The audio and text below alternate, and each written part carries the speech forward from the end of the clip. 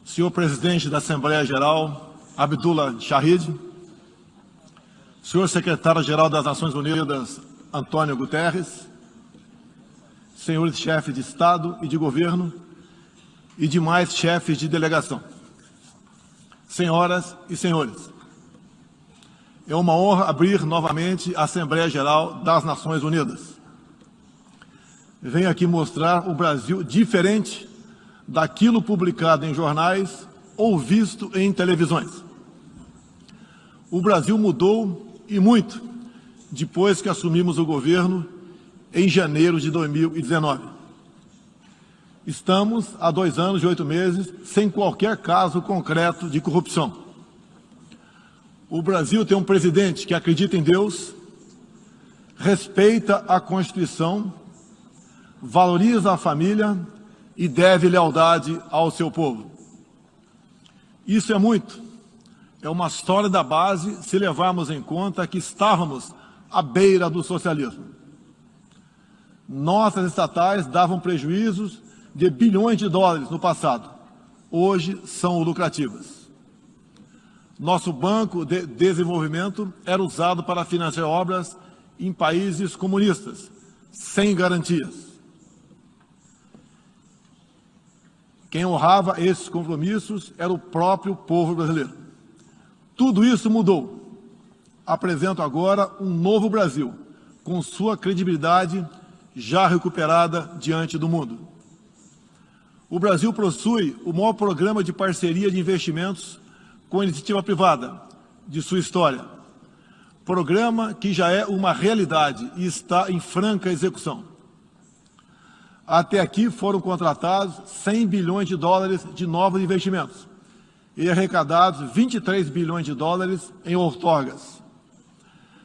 Na área de infraestrutura, leiloamos para a iniciativa privada 34 aeroportos e 29 terminais portuários.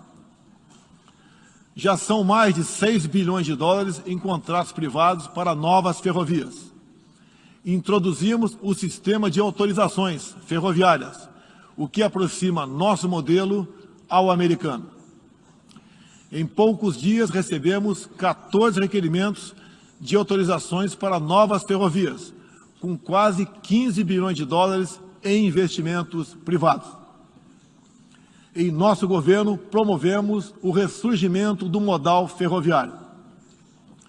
Como reflexo, menor consumo de combustíveis fósseis e redução do custo Brasil, em especial no barateamento de produção de alimentos. Grande avanço vem acontecendo na área do saneamento básico. O maior leilão da história do setor foi realizado em abril, com concessão ao setor privado do serviço de distribuição de água e esgoto no estado do Rio de Janeiro. Temos tudo o que o investidor procura: um grande mercado consumidor, excelentes serviços, tradição de respeito a contratos e confiança no nosso governo. Também anuncio que nos próximos dias realizaremos o leilão para a implementação da tecnologia 5G no Brasil. Nossa moderna e sustentável agricultura de baixo carbono alimenta mais de 1 bilhão de pessoas no mundo e utiliza apenas 8% do território nacional. Nenhum país do mundo possui uma legislação ambiental tão completa quanto a nossa.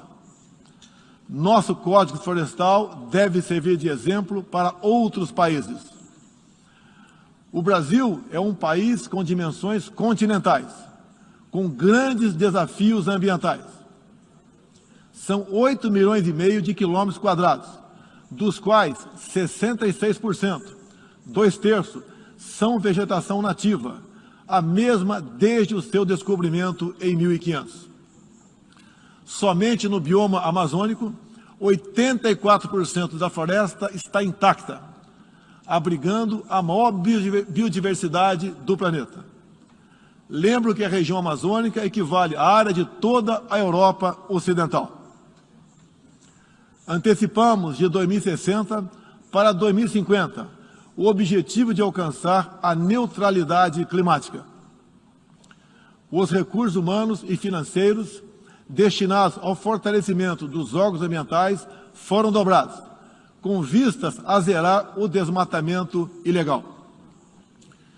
E os resultados desta importante ação já começaram a aparecer.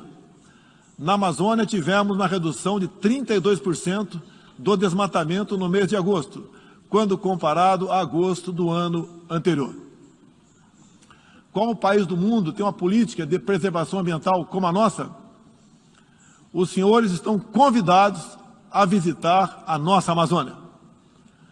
O Brasil já é um exemplo na geração de energia, com 83% advinda de fontes renováveis.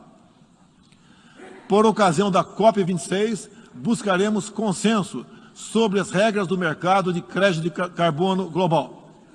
Esperamos que os países industrializados cumpram efetivamente seus compromissos com o financiamento de clima em volumes relevantes. O futuro do emprego verde está no Brasil. Energia renovável, agricultura sustentável, indústria de baixa emissão, saneamento básico, tratamento de resíduos e turismo. Ratificamos a Convenção Interamericana contra o Racismo e formas correlatas de intolerância. Temos a família tradicional como fundamento da civilização. E a liberdade do ser humano só se completa com a liberdade de culto e de expressão. 14% do território nacional, ou seja, mais de 110 milhões de hectares, uma área equivalente à Alemanha e França juntas, é destinada às reservas indígenas. Nessas regiões, 600 mil indígenas vivem em liberdade e cada vez mais desejam utilizar suas terras para a agricultura e outras atividades. O Brasil sempre participou em missões de paz da ONU, de Suez até o Congo, passando pelo Haiti e Líbano. Nosso país sempre acolheu refugiados. Em nossa fronteira com a vizinha Venezuela, a operação acolhida do governo federal já recebeu 400 mil venezuelanos deslocados devido à crise político-econômica gerada pela ditadura bolivariana. O futuro do Afeganistão também nos causa profunda apreensão. Concederemos visto humanitário para cristãos, mulheres, crianças e juízes afegãos. Nesses 20 anos dos atentados contra os Estados Unidos da América, em 11 de setembro de 2001, reitero nosso repúdio ao terrorismo em todas as suas formas. Em 2022, voltaremos a ocupar uma cadeira no Conselho de Segurança da ONU. Agradeço aos 181 países, em um universo de 190, que confiaram no Brasil. Reflexo de uma política externa séria e responsável, promovida pelo nosso Ministério das Relações Exteriores. Apoiamos uma reforma do Conselho de Segurança da ONU, onde buscamos um assento permanente. A pandemia pegou a todos de surpresa em 2020. Lamentamos todas as mortes ocorridas no Brasil e no mundo. Sempre defendi combater o vírus e o desemprego de forma simultânea e com a mesma responsabilidade. As medidas de isolamento e lockdown deixaram um legado de inflação, em especial nos gêneros alimentícios no mundo todo. No Brasil, para atender aqueles mais humildes, obrigados a ficar em casa por decisão de governadores e prefeitos e que perderam sua renda, concedemos um auxílio emergencial de $800 para 68 milhões de pessoas em 2020. Lembro que terminamos 2020, ano da pandemia, com mais empregos formais do que em dezembro de 2019, graças às ações do nosso governo com programas de manutenção de emprego e renda que nos custaram cerca de 40 bilhões de dólares. Somente nos primeiros 7 meses deste ano, criamos aproximadamente 1.800.000 novos empregos. Lembro ainda que o crescimento para 2021 está estimado em 5%. Até o momento, o governo federal distribuiu mais de 260 milhões de doses de vacinas e mais de 140 milhões de brasileiros já receberam, pelo menos, a primeira dose, o que representa quase 90% adulta. 80% da população indígena também já foi totalmente vacinada. Até novembro, todos que escolheram ser vacinados no Brasil serão atendidos. Apoiamos a vacinação. Contudo, o nosso governo tem se posicionado contrário ao passaporte sanitário ou a qualquer obrigação relacionada à vacina. Desde o início da pandemia, apoiamos a autonomia do médico na busca do tratamento precoce, seguindo recomendação do nosso Conselho Federal de Medicina. Eu mesmo fui um desses que fez tratamento inicial. Respeitamos a relação médico-paciente na decisão da medicação a ser utilizada e no seu uso off-label. Não entendemos porque muitos países, juntamente com grande parte da mídia, se colocaram contra o tratamento inicial. A história e a ciência saberão responsabilizar a todos. No último 7 de setembro, data da nossa independência, milhões de brasileiros, de forma pacífica e patriótica, foram às ruas, na maior manifestação de nossa história. Mostrar que não abre mão da democracia, das liberdades individuais e de apoio ao nosso governo.